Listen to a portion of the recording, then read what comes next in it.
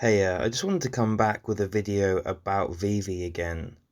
I made a video maybe in about March, and a lot has changed since then. I said in that video that this was just the very beginning of VeVe as a brand and a business itself, and NFTs in general.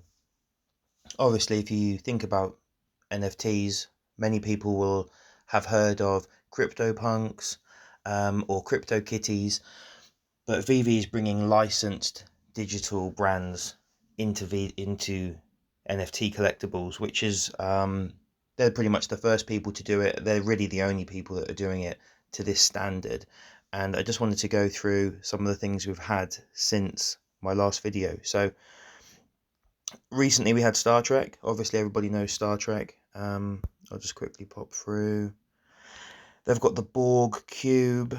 They have the USS Enterprise, obviously, which is very iconic. I actually picked one up on the drop, which I was pleased at. And this was just a little set that Star Trek did. Marvel have come on board since. Back then, we were just talking about the potential of Marvel coming on. Marvel has come through and brought, I don't know the exact numbers, I would imagine tens of thousands of new users. Certainly thousands of users, because you can tell by the inflation of the prices in the market and just how quickly things are dropping, how quickly the drops are selling.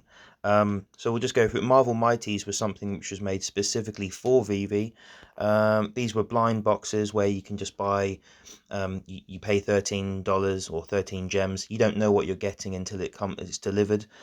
These are the things. So there were the commons, an uncommon, which is Invisible Woman,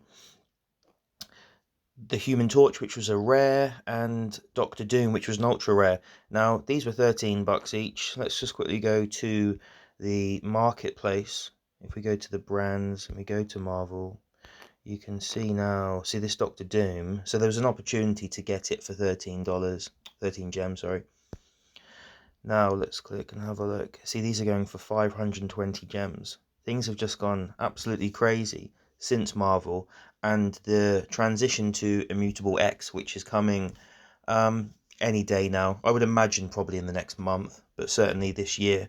And people are very excited about taking these to Opensea, which is taking the NFTs out of their closed environment on VeVe and being able to sell it on Opensea, which is essentially, in layman's terms, the eBay of NFTs. This move to Immutable X and to be on, I think, a side chain of Ethereum with gasless, priceless fees. I may be butchering that, but this is really the opportunity that a lot of people are seeing to come in on VeVe, because a lot of purists in the crypto space didn't see these as actual NFTs until this point. So there's a huge influx of new users. Prices have absolutely skyrocketed, and there's just so much that is coming down the pipeline with VeVe. They're creating the VeveVerse at the moment, which is essentially a game, an experience that you can go into the VeveVerse. There's talk of being able to buy land, being able to even drive some of these collectibles, where I think I showed before there's certainly the Back to the Future DeLorean that you can drive, in theory, and Ghostbusters. They brought the Ecto one, which again was an ultra rare here. I'm not sure what the price is now. $400. They were on sale at the time for 120 gems. And I did mention, I just wanted to go through one more thing, which was, at the time, Batman. I'm sure this reso, I think I said it was about 1.4 thousand gems at the time, and now it's up at 5.9. I mean, these things have just absolutely skyrocketed.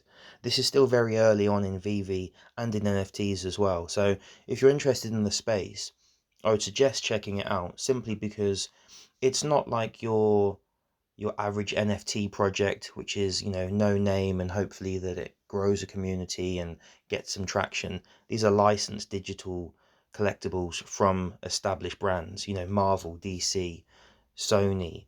Let me just quickly see Todd McFarlane Batman, which is heralded as the first ever NFT from DC on VeVe in a digital collectible. I think it was around $400-500 at the time, and now the bottom, the floor price is 1.9 thousand. These things have absolutely gone crazy, and they've also brought on um some luxury brands like Givenchy, which did a, a project with the Rewind Collective. This was for Pride as well. I mean, look at these prices. It's absolutely insane. These collectibles are it's fascinating to me from a collectible point of view, a technological point of view, and the brand itself. VeVe is becoming a brand in its own right. It's a very exciting time. They've dropped comics as well, so you can go back to the store. They have the digital collectibles, and here's the tab for the digital comics. There's one which is due to drop today, which is happening in 4 hours and 35 minutes, which I will be participating in. Some of these comics have absolutely skyrocketed too. Marvel Comics was the first. I did manage to get a few. These were $6.99. Again in a blind box, system, and I have two here.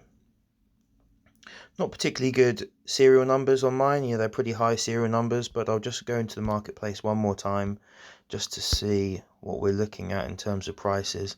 Now, there's commons, uncommon, rare, ultra rare, and secret rare.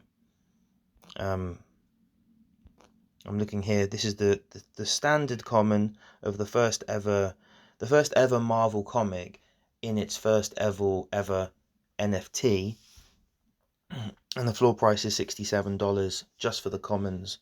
If you're not really impressed by that, let me just quickly look at a secret rare. I mean, this is a secret rare of a recent one, which is Tales of Suspense, which is the first appearance of Black Widow, who obviously you'll know as Scarlett Johansson has played her in the recent Avengers. These are $3.3 thousand from an opportunity of $6.99 in a blind box. So I just wanted to keep abreast of this.